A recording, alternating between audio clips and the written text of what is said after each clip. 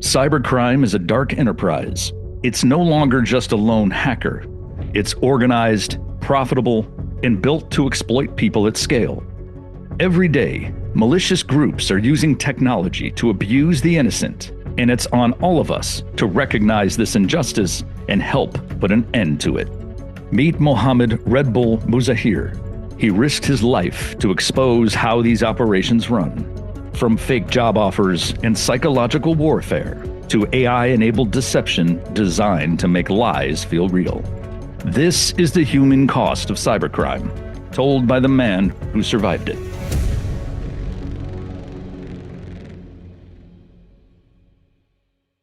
Nothing like an exciting intro video. That's for sure. With that said, pumped. I see a couple hundred of us have already joined this virtual event. Obviously, super thankful for spending time.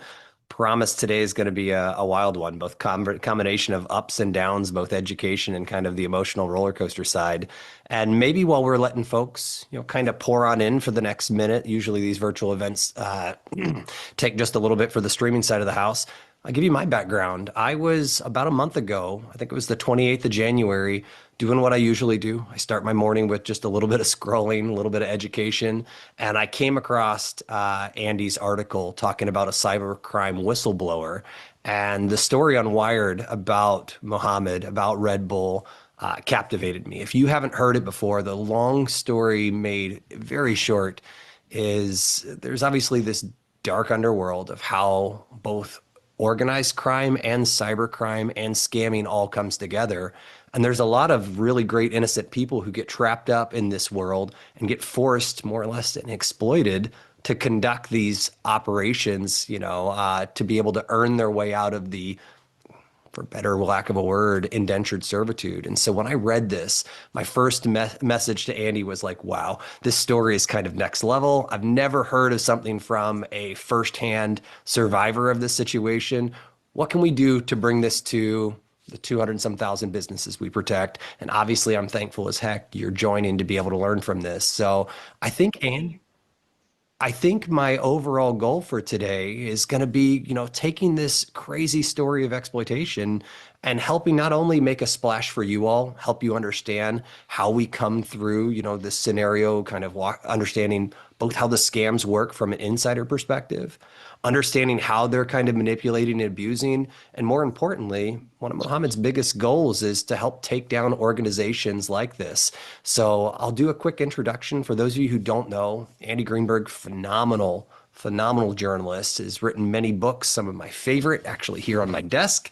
With that said, the point I want to get at is he helped bring this story to life. And without Red Bull doing what he did, which is essentially gathering information, collaborating with Andy, the story would not be able to come to life. I also brought my friend Jen Easterly along with me, who's seen a lot of the offensive side of cyber, obviously the defensive side of cyber, and understands kind of how all this plays out. So our goal today was to maybe help frame the story, help a lot of you understand how it's actually working, not just the scams themselves, but how these operate as like a business as well. It's also, the whole goal is to be able to get some interactivity. So you can imagine Mohammed's going to be answering questions that we've kind of already produced. And with that said, I'm going to be interacting on chat. And so how does that work? Mohammed, I purposely wanted to make sure that I set the stage for Andy to do maybe a quick introduction and the why behind the story. Andy, you want to maybe take it from there and I'll kind of, start engaging on chat? Absolutely. Well, Kyle, thank you for the introduction. Thank you for doing this. And it's incredible to be here with Jen as well. And of course, Mohammed, Red Bull himself, who I'll introduce in a minute. I mean, just to give a bit of like how I came to this really once in a lifetime story for myself.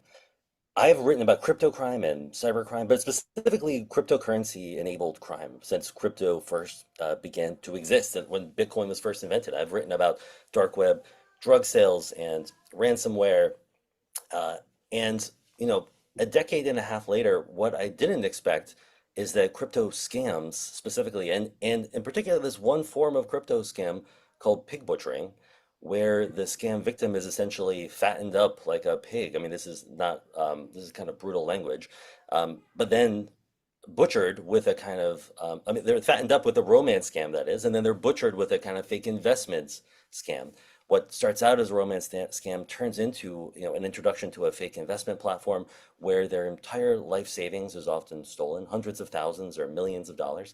I didn't expect that this in particular would become the biggest form, not just of crypto crime in the world, but of cybercrime ever, really. We're seeing tens of billions of dollars stolen from victims every year, a scale of cybercrime I've never heard of anywhere else. And even more tragically, it turns out that this entire criminal industry is being run through human trafficking, that the scammers themselves are victims, that hundreds of thousands of people are trapped in scam compounds, mostly across Southeast Asia, and forced to scam in these dystopian slave compounds, night shifts, 15, 16 hours a night, targeting Western victims with scam quotas, and facing really brutal consequences if they don't meet those revenue targets.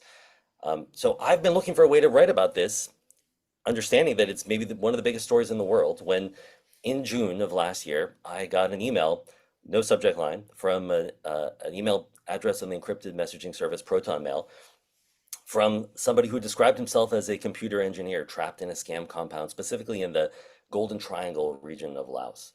And that turned out to be Red Bull, as he would call himself. And I didn't know his name for months, but Red Bull told me he wanted to be a whistleblower inside this compound, to leak to me as a journalist everything he could to expose this operation and to help shut it down at the risk of his own life. And certainly we understood that if he were caught doing this, he would be killed by his bosses. Red Bull was true to his word. He absolutely was an incredible source, maybe the best I've had in my career. He gave me videos, pictures, screenshots, chat logs of how scams work, scripts and guides, everything from inside this compound. But ultimately, maybe the main event of Red Bull's leaks were more than 4,200 pages of screenshots of the internal communications of the compound that revealed their, 3 months of how they operated minute by minute at an unprecedented level of detail. And all of that is how we at Wired were able to put together this story, a long form story telling how this compound operates. Ultimately, how Red Bull would come to escape as well, which he did through his own courage and ingenuity, just like the rest of this story. Now, I've heard this story, of course, I've written it. I've heard from Red Bull himself for months now, but the world never has until now. And I I have the pleasure here of introducing Mohammed. We can now call him by his real name, Mohammad Muzahir, and asking you, Mohammed, to tell your story, how you first became ensnared in this compound with a fake job offer. What it was like to work there, the work that you were forced to do, maybe what we can learn about how to protect scam victims from your experience among the scammers, and then how you decided to take this incredible risk to make this decision to risk your life and try to expose what you were doing there to the world. Thank you. Thank you. That's a hard question because from the outside, whistleblowing sounds brave, but from the inside, it does not feel brave. It feels heavy.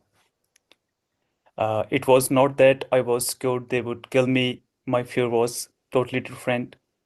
The real fear was responsibility. I know what was happening inside. I know people were being hurt, and I kept asking myself, if I stay silent, then what kind of person am I? There was also a guilt. While I was there, victims were affected through conversation I was part of, even under pressures that stays with you. Before reaching NDA, I tried contacting international outlets and authorities. I reached out to Interpol, Indian authorities, even the FBI, and many other international outlets. But I did not receive a serious response. And I was the first person who responded carefully. Before sharing anything, I secured myself digitally. I removed their administration access. I used Proton Mail, as you mentioned. I did not share everything at once. I shared small pieces first. inside the compound, everything is monitored. You always feel watched. So every step I took was calculated, not like a hero just trying to survive without getting exposed. So looking back, the recruitment itself felt normal. It came through a friend of a friend. It was there. I was told there was an IT manager job in Laos in the Golden Triangle area. The salary was around 1700 USD per month. So it sounded like an overseas opportunity to grow my career. Nothing about it sounded illegal. Of scams of fraud. That's why I agreed to get this job offer. But there was a clear moment when things changed. As soon as I arrived near the Mekong River side of the Golden Triangle, a Chinese man took my passport and told me to wait. That was the first red flag. Later, my agent handed him money. I did not feel like a job process. It felt like a transactions. Then during the interview, they said directly that work involved scamming. That might I searched online about the Golden Triangle. I connected everything, the passport, the money exchange, and the location. That's when I understood that this was not a normal job and leaving would not be simple. That was the moment I realized I was trapped. Inside, it looked very, inside the compound, it looks very organized. From the outside, people imagine chaos, but inside, it looks like a structured office. There were desks, computer, daily reporting. People were handling social media accounts, creating fake identities, starting conversation with strangers on different platforms. Everyday performance was tracked. How many chats started, which victim was at what stage, how many new accounts were created. Everything was measured. For survival, the rule was simple: bring customer and bring money. If not, fines, no salary, long hours, no rest days. Sometimes punishment were physical. People worked day and night. Most stayed silent. Nobody trusted anyone. So everyone was just trying to survive in the compound. Over time, something started building inside me. I saw victims losing everything. Some sold homes, some took loans. I hear people crying and begging for refunds. And inside workers were also trapped. No passport, no freedom, constant fears. Sometimes people disappeared and nobody explained anything. So I was seeing harm on both sides. It was not dramatic moment. It was pressure building day by day. At some points, I realized I could not say I did not know, but I know.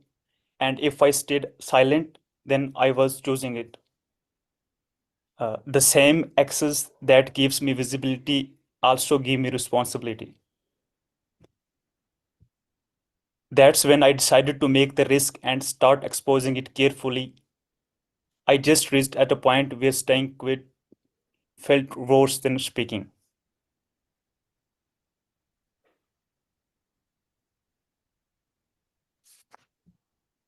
Mohammed, I've done a lot of these webinars. I don't think I've ever got choked up on the intro before. Obviously appreciate, sharing. Jen, you and I have seen this in the counterterrorism world a lot. We see this type of exploitation of people.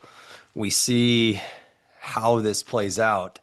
I don't know if you saw in chat, somebody had brought up Muhammad. They always just assumed the person on the other end scamming was doing it to make money. I think even myself, I've celebrated wasting a scammer's time or taking down a scammer.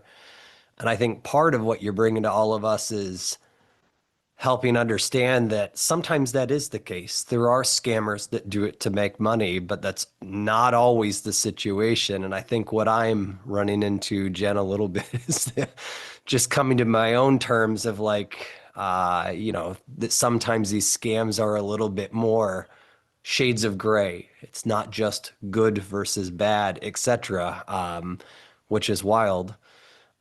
Jen, I know one of the things that got brought up was Mohammed mentioned he reached out to international agencies. Any thoughts on, I know sometimes it's hard to even understand. Andy had wrote publicly if he wasn't sure if this was a real incident or maybe someone potentially trying to scam him. Any thoughts on why Mohammed didn't get more like of that response publicly? Yeah, well, I mean, it's really hard to tell on that, and I'm just so grateful to Andy, like for his reporting, and frankly, for everything he's done before, and in particular this reporting. But your point about shades of gray, yeah, it's true. We do sometimes live in a world of shades of gray, but I think what Mohammed experienced and what he exposed at great risk is pretty clearly shades of black, pretty Yes. clearly evil.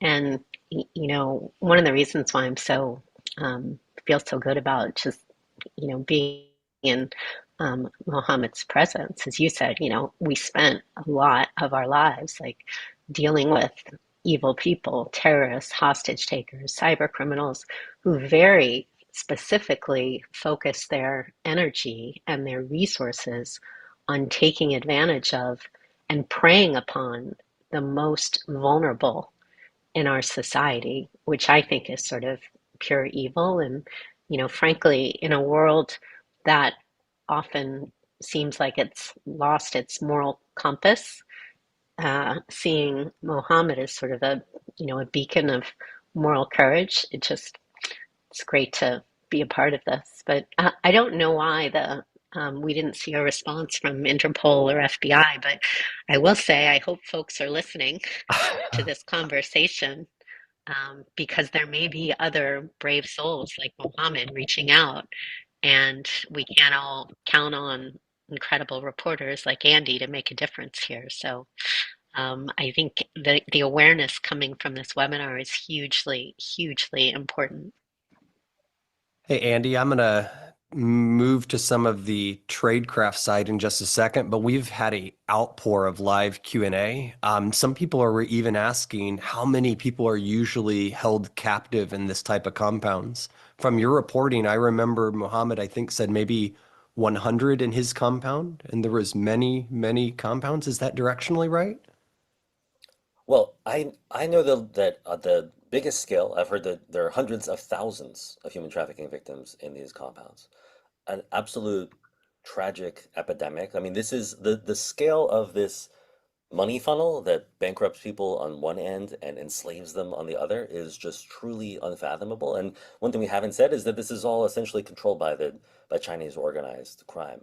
I do think Mohammed, like I believe Mohammed, you told me that there were 100 people within just your floor of the compound, and there were many floors, but you know best the scale. You know, it's this is of course like you were on one team, I believe it was called Team Elite, among a dozen or so teams that I learned the names of by reading the internal chats of the compound. Then that's one floor of a building among many buildings in one compound known as the Boshang compound in the Golden Triangle, of which there were several compounds. And then this is not just in the Golden Triangle region of Laos, but also in Cambodia and Myanmar. And now it's starting to spread around the world as in fact, these Chinese crime syndicates learn that they can create a kind of criminal diaspora elsewhere and get away with this. So, that's I think how you start to add up to this like actual six-figure number of human trafficking victims around the world who are forced to do this. So, Andy, I know quite a bit when I was in the world, both intelligence and counterintelligence. We had this framework. It was abbreviated as MICE. It referred to if you wanted to draw people in, if you wanted to get people to conduct espionage on your behalf, usually you used one of four things: money, you could attract them with ideology, maybe some sort of coercion or compromise. That's usually like blackmail. And then, of course, sometimes people just did it for ego, that being the E in mice. I know there's a lot of different psychological tradecraft in this story, both how to lure in victims like Mohammed. Also, Mohammed, some of what was, they were constantly teaching you and trying to force you into tactics to use against potential victims. Can you maybe, Mohammed, start with what initially drew you in? Like, what did the operation look like once you were inside? I know you had shared office building space. And one thing you touched on is it kind of operated like a regular business. Could you maybe describe like the culture and the pressure inside of like what it was like? Thanks. Actually, what attracted me was the salary. It was presented as an IT manager role, around, as I told, 1700 USDT per month, and overseas opportunity, professional structure. Nothing about it sounded illegal, but once I went inside, everything felt different. It was controlled, it was forced, it felt like the system was already designed long before I arrived. There were scripts and guidelines. We were trained how to talk, when to reply, when to delay responses, how to act emotionally, how to act busy.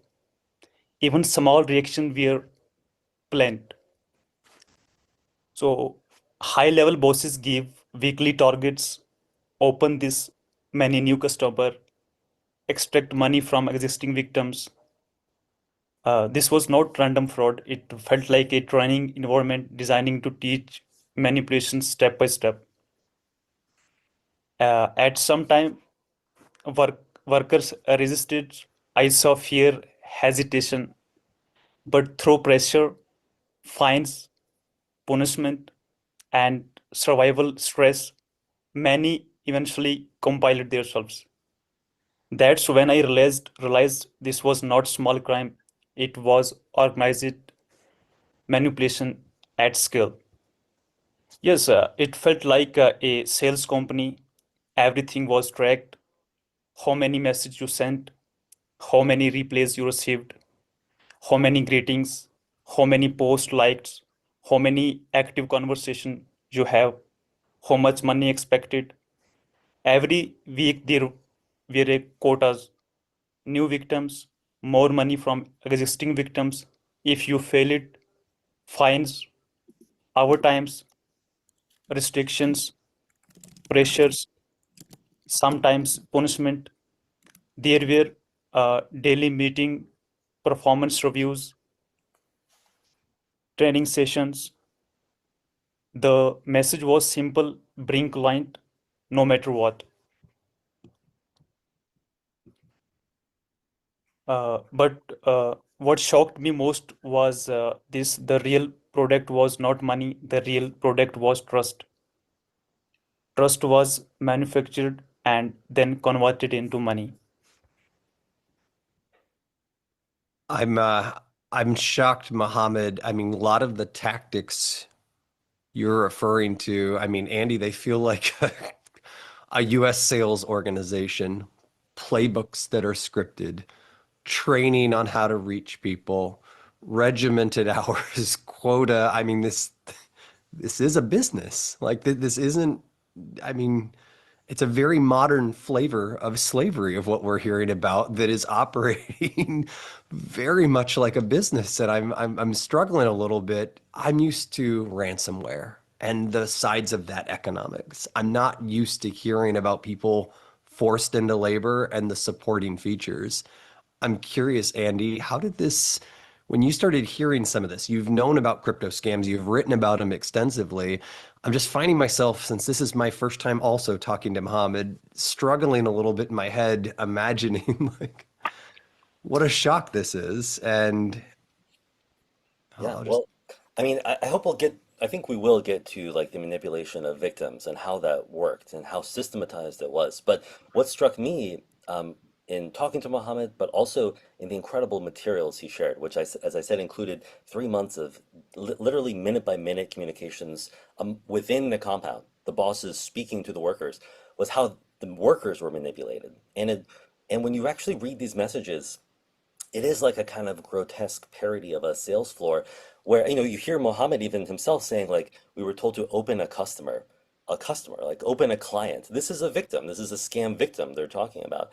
And the bosses would say things every day like, go out and make a connection with that next customer, like you're bringing them something of value because you are. We're here on a mission to connect with people, to make a difference in the world.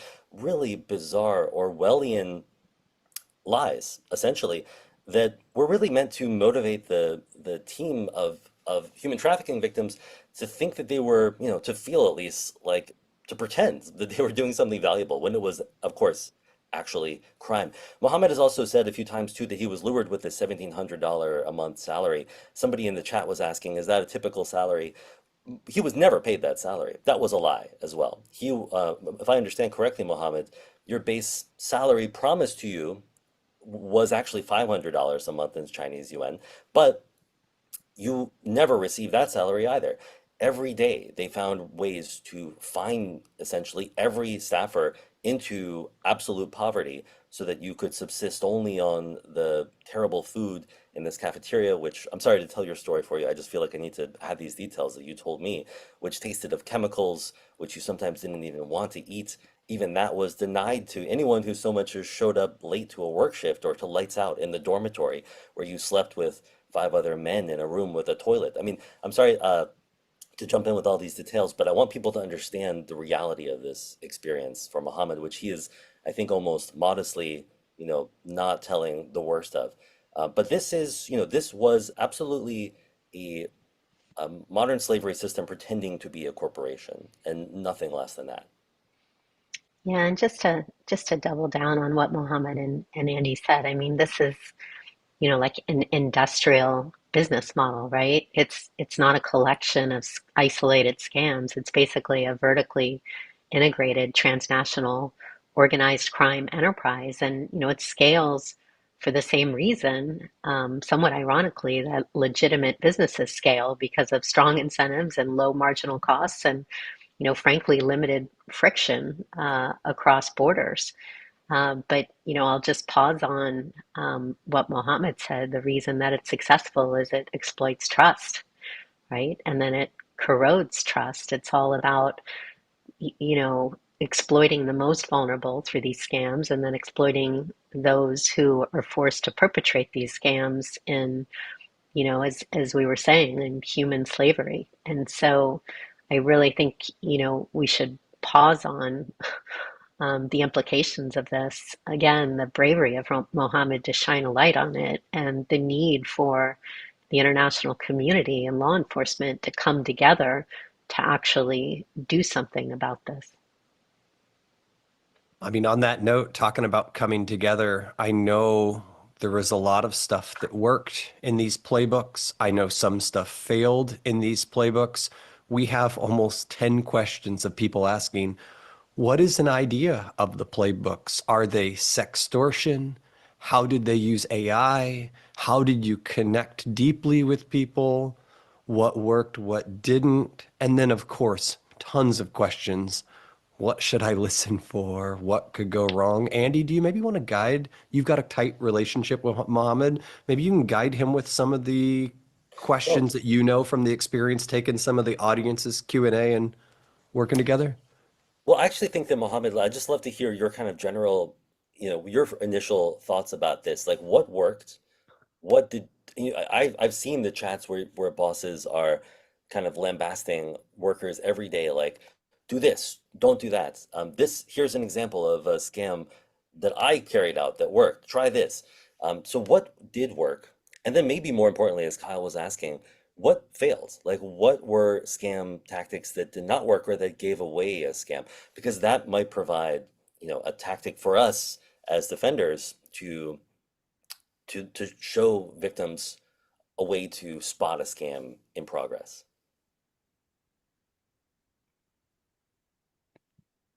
Yes, actually, the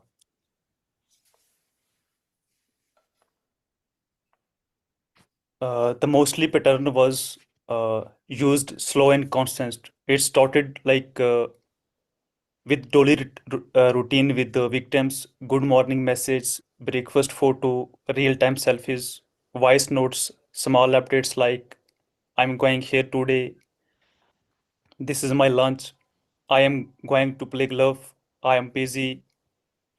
This kind of messages, it was designed to feel natural. Routines creates familiarity, and familiarity creates trust.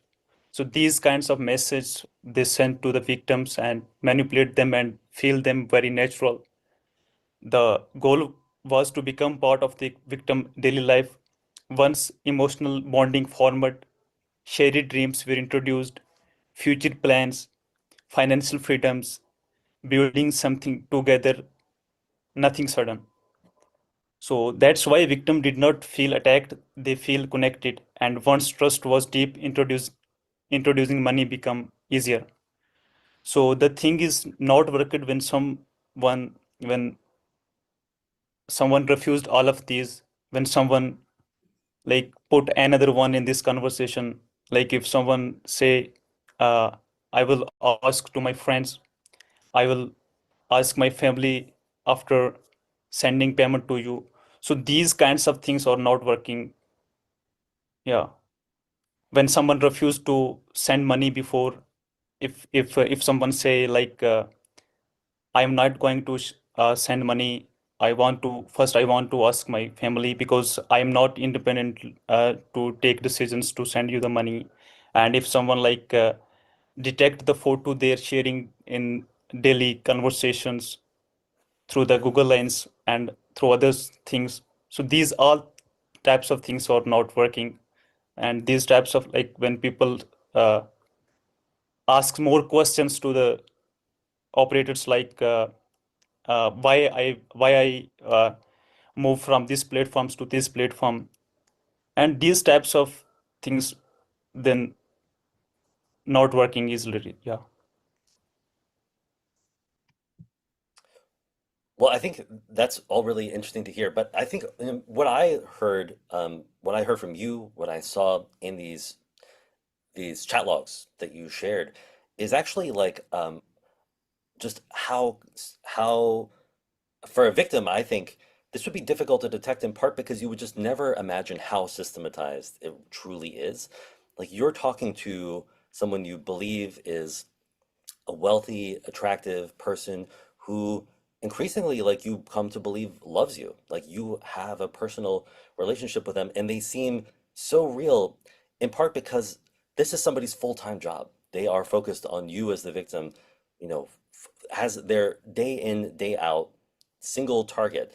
I mean, one thing that struck me about the chats that you shared is that every single worker, every scammer has to share with their boss their daily schedule, and it's not their actual real life daily schedule. It's the schedule of the persona that they're playing. Like this wealthy, attractive woman, that first she does yoga at 9 a.m. Then she has lunch with her mother. Then she meets with her team at work, and on, because the life that they're portraying has to be so real, has to be so convincing.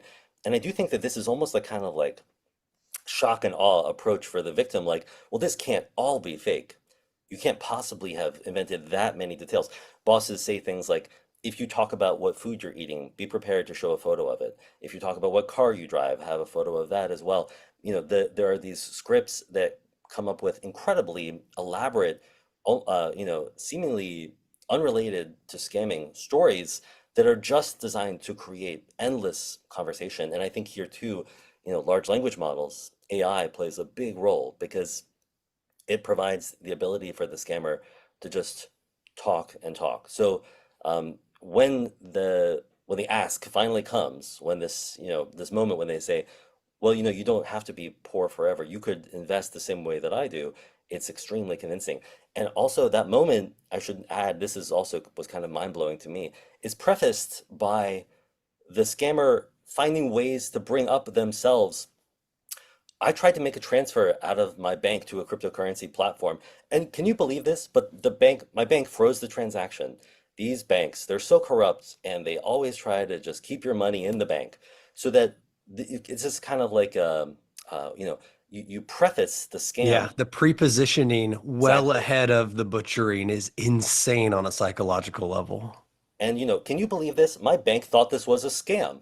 So you like this is what the scammer says. So the actual fact that the scammer brings up the idea of a scam before the victim even does was a revelation to me, and it's kind of like a very interesting reverse psychology trick. Like, well, this person can't be a scammer. They're the one who brought up the idea of this possibly being a scam. That's not something a scammer would do, but they are professional. In fact, they are a trapped, enslaved person in a professionally run operation.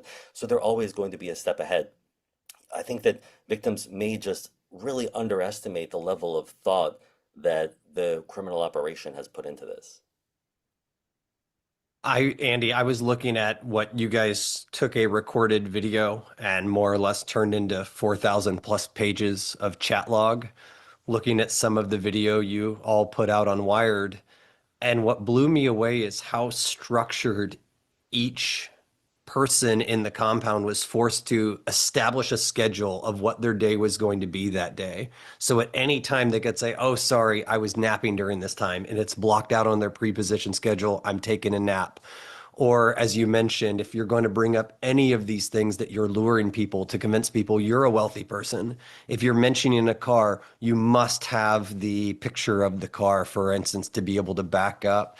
And on a psychological level, the amount of deep attachment theory. I mean, that's what it is. It's getting attached to somebody on a deep emotional level to then just tear it all down, right? After you get the payment.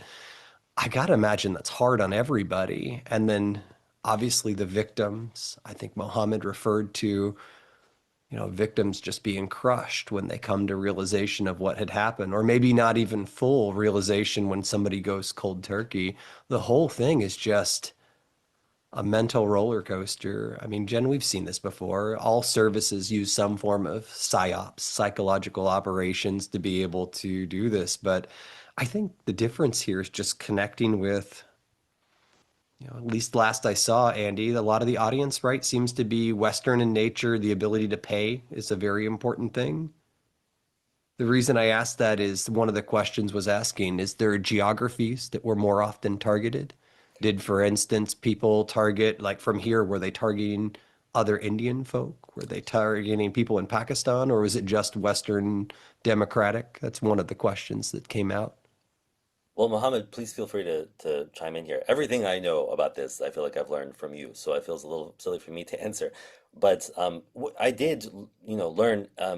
One of the first things I learned talking to Mohammed was the ways that scammer and victim are matched up by these operations, both like in terms of the language they speak, their ethnicity. So, Mohammed, I believe like you and your colleagues were targeting Indian Americans because and I've seen the chat logs. There's like Hindi mixed in with English and references to like Indian and Pakistani, other South Asian cultural things that create that make that bonds all the easier to create with the victim.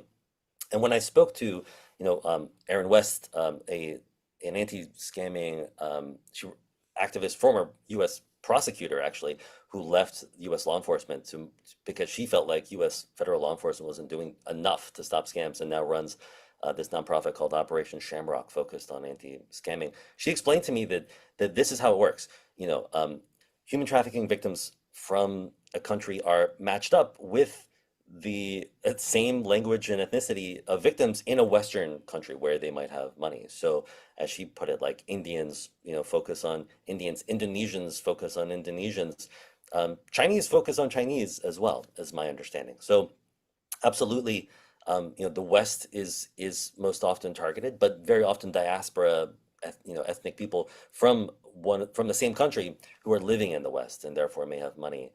Very often, like immigrants to the U.S., which kind of makes it all the sadder when they are bankrupted by these scams. Jen, just teeing up some questions that came in here. The amount of commentary on how does the world turn a blind eye to this? Is it a blind eye? We're obviously seeing from some of the Mexico actions yesterday that some places people in power or corrupt power are known, to bribe, tip Yeah. their way into these scenarios. There's just an overwhelming amount of questions of like, how is this happening? Is the government aware? I know we don't have the actual answers to this, but you and I have both been in here. Any thoughts on those type of questions? Well, I mean, first we know this is a variant of cybercrime, and this is particularly egregious in terms of how it's enslaving vulnerable people to take advantage of vulnerable people. But at the end of the day, we're seeing this type of cybercrime as a industrial business model with ransomware, and so some of it we recognize it, but there are not extensive levers to be able to do things about it. We tried to do some of this on the defensive side when I was at CISA in terms of educating people, and I think that's part of one of the most important things out of this webinar is how do you help, everybody to include, people like my 86-year-old father be aware of these types of scams. But there is action, across governments. And, in particular, there's been some recent articles about, even China stepping up cooperation with Thailand and Myanmar to crack down on compounds. And there have been, I think, thousands of people who have been repatriated to face trial. And there's even been sort of death sentences and people executed by Beijing in terms of being involved in these criminal groups. But it goes back to the scale.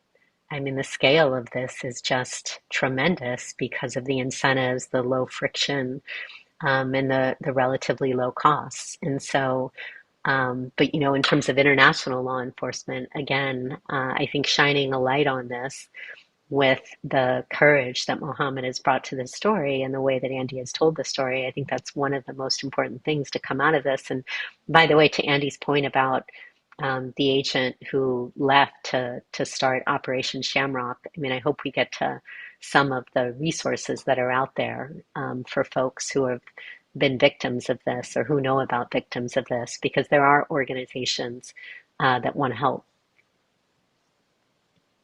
So, Andy, I'm looking through, obviously we know, and Mohammed, I'm trying to be super sensitive to the reality. You're not here to be a Hollywood star. You're here to both bring light to the story, tell your story as a survivor of it. There's a lot of questions from folks asking what can be done to help.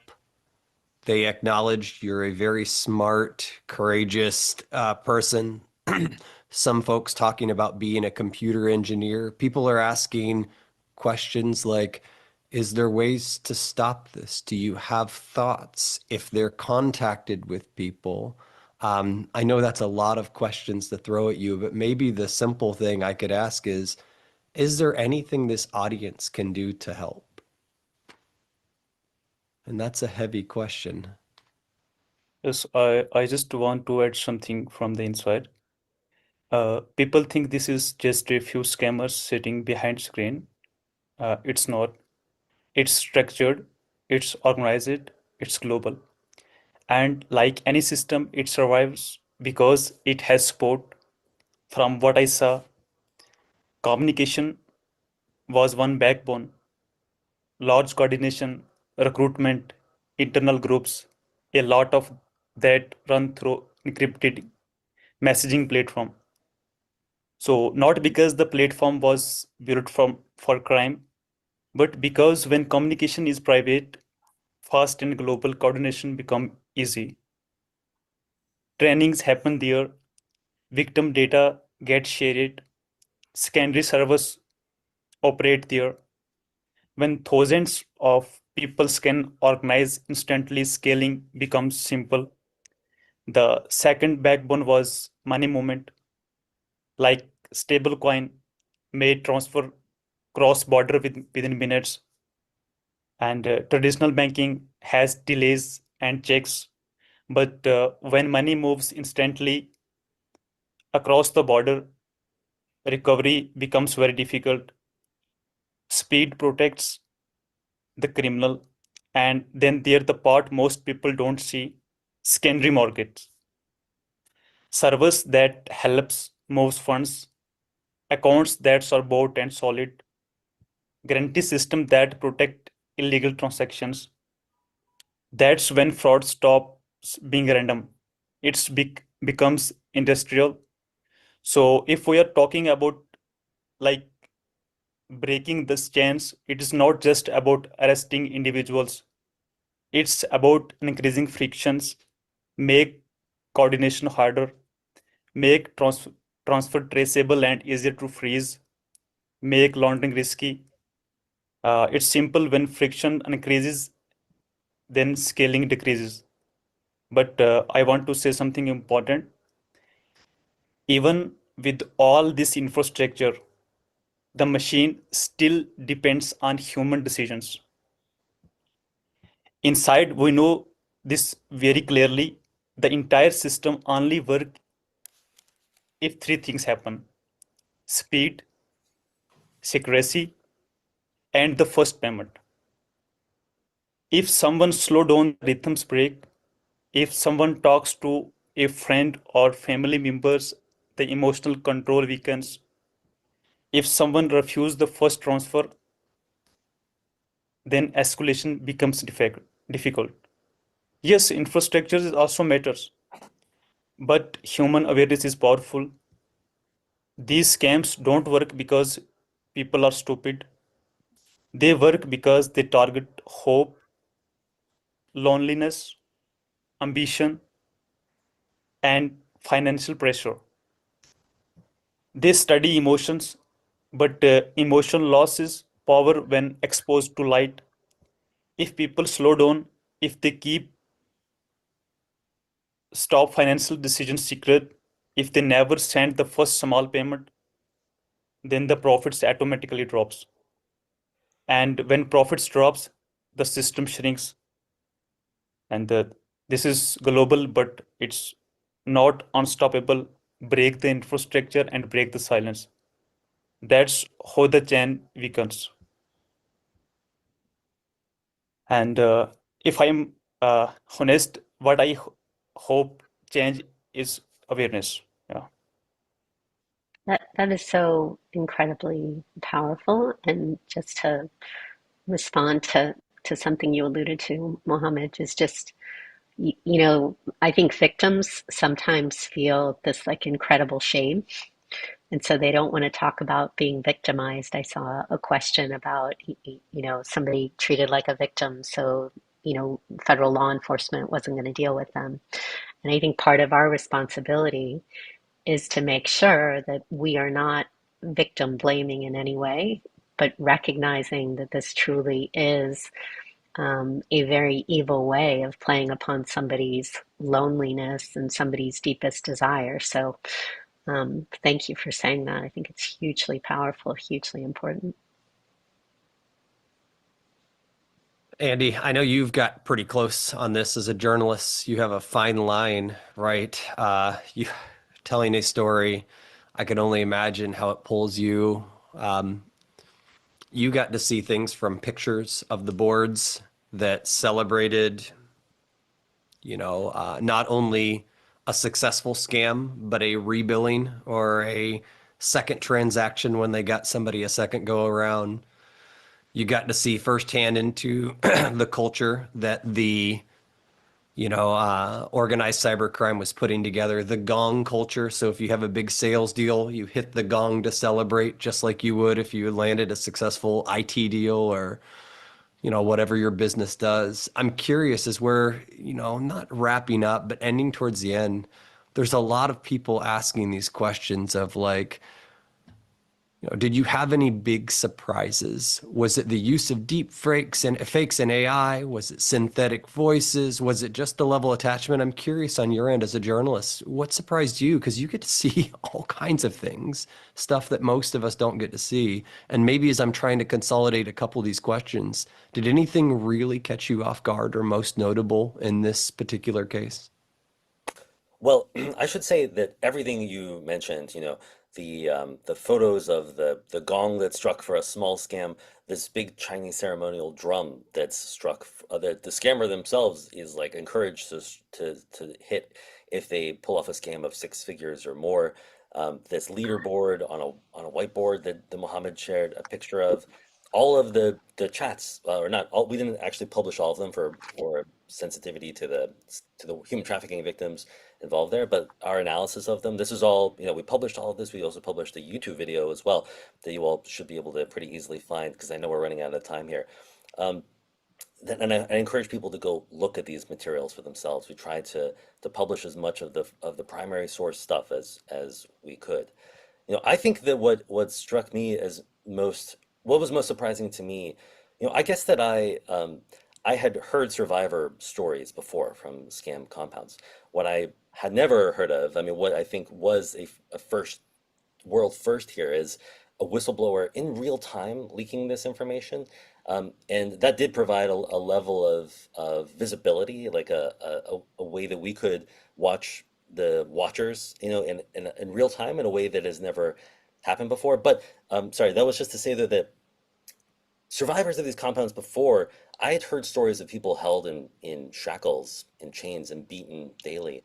And what Muhammad described was actually much more nuanced, and still, I definitely believe it was modern slavery, but it was interesting to me to see how it was done really with psychology and with almost like a legal mechanism. So I'm not sure if you've even said here that Muhammad's passport was taken immediately upon entering the Golden Triangle. The Golden Triangle is this lawless zone in the north of Laos that's essentially run by Chinese business interests, not by the Laotian government. So it's like a city where there was no escape. The cops as well were paid off by the Chinese mafia. So, Muhammad could leave his office, he could leave the dormitory. He would walk around and talk to me on Signal for sometimes half an hour before he started work. And yet he had no real freedom. He could not get home until he found his own way to escape. So it, there is actually like an entire kind of legal and transnational framework that imprisons people in these situations, not just, chains and cages. Human trafficking is much more nuanced and complex than I guess I accounted for.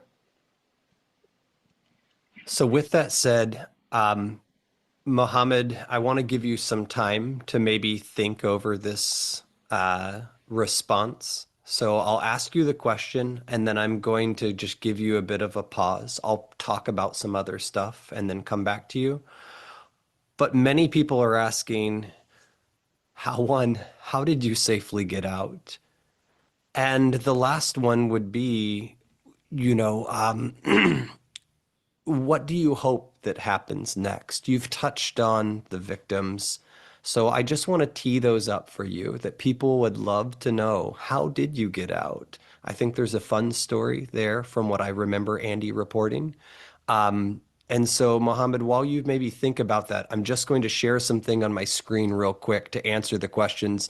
Many of you are asking, how can you help? When we talked about teaming, the Huntress and Wired teams have been working to be able to get, resources for obviously Mohammed. The NOMI network is a group that operates in the area we're describing, Shamrock that has been mentioned before, and Huntress itself is making a donation to both Mohammed and organizations like this to be able to help. Just be able to bring it. You notice transparentum down here. Like these are available to you. So if you haven't seen it, again, I realize we're on a webinar talking about scams, and I'm asking you to scan QR codes. The irony is not lost on me, but I didn't want to miss this because we have quite a few of those questions that are related to that. So without further ado, Mohammed, maybe I bought you enough time to think through the question, which I asked earlier, which is how did you get out and how are you, hoping, what do you hope that happens next? Uh, as already Andy told, I get out by myself. Like at the time, no any organizations helped me. So the hope And the rest of the things, if anyone want to know how I can get out, I think Wired is already covered about that. But the main thing is I want to talk about like what hopes I want to change. So it will be most beneficial things to know the people. I just hope something else, since for the people still trapped inside these compounds, many of them are not there because they wanted to scam. They are there because they were deceived, forced, threatened, trapped without passport, under pressure. When the world understands that, maybe the focus shifts, not just punishment, but rescue, support, pathways out. Because if there is are no survivor pathway, people stay silent, and silence protect the system. The first things I just want to change, those peoples, they are already targeted of these scams. They need to speak, they need to come out and speak, because silence is the only things to protect whole these systems. And I it means like uh, for those who are victims of this scam, I want to say something clearly. If you were scammed, it does not means you are foolish. It means someone studied your emotion, hope, trust, loneliness, ambitions. These are human things. So you should not feel shame. The moment victims speak up, report, and share, the power balance shifts, because secrecy and silence is the only things, they only protects all of the criminals, and the transparency protect peoples. If awareness increase, if victims are supported, if survivors are given safe ways out, then this industry become harder to sustain. Not overnight, but gradually. This is global, but it is not untouchable. Change starts when people understand the pattern and refuse to participate in silence. Yeah. I think it couldn't be said better. Mohammed, before I say goodbye, folks are asking where to hear more stories. We will make sure for everybody who registered, you get a copy of the webinar. We know many of you want to tell the story. We know you want pictures, you want video. Andy, obviously, will link to all of the writing that you and Mohammed have done through Wired, the videos. I think it's helping people connect to a world they haven't before. We will share as well, if you like this type of education, it's going to be a couple weeks, about a month. We're going to have another one of these stories on the group that is actually chooses to conduct their scam and cybercrime insider information with Jim Browning. So please make sure you jump on that. If you're interested, we'll send you details. It's not the right time and place for that piece, but I hope that you all enjoyed this for a, if you're on Eastern time zone, an early morning. Obviously, hard topic, probably one of the most gut-wrenching topics I've heard, Mohammed, and I just appreciate your storytelling. I appreciate you being courageous. There's people who've reached out already asking where to tell your story, how to amplify your story, and even how can they help. So I'm hoping through the organizations that we shared, and Mohammed, that we can help you make the difference that you sought to create in the first place. Andy, thank you for not being a journalist like the others that skipped. I know Mohammed wasn't the only, or you weren't the only person Mohammed reached out to, but you were the one who moved. And I think all of us kind of enjoying this. So, I think the chat is doing more than enough. If you guys are not watching chat like the other presenters, I mean, Jen, people are loving like even your candor on here, the topics that you're covering. But Mohammed, most of all, thank you for sharing your story. Thank you, Mohammed. Thank you, pleasure. Thank you all. All right. Thank you, On that Kyle. note, I'm not cutting onions. You're cutting onions. I think that's it. Appreciate everybody, and stay tuned for more.